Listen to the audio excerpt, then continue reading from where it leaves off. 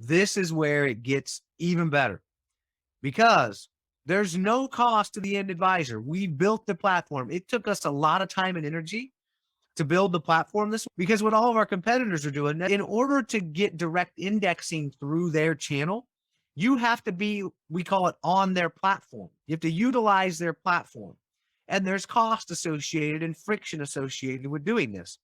So we built out our direct indexing with the intention, and it has come to fruition, for no friction whatsoever, no cost for the advisor for software or anything else. We directly bill our basis points for our strategies from the client account as a third-party manager on the custodial platform. So the client, when they open their account with the third-party manager application, they are granting the authority to the third-party manager, which in this example is Revisor. They're granting us the authority to deduct our 10, 15, 20 basis points or whatever it is for our strategy. And it just replaces the basis points that they're paying to the ETF or mutual fund family. So we're deducting it instead of the mutual fund or ETF family. The advisor has no additional cost whatsoever.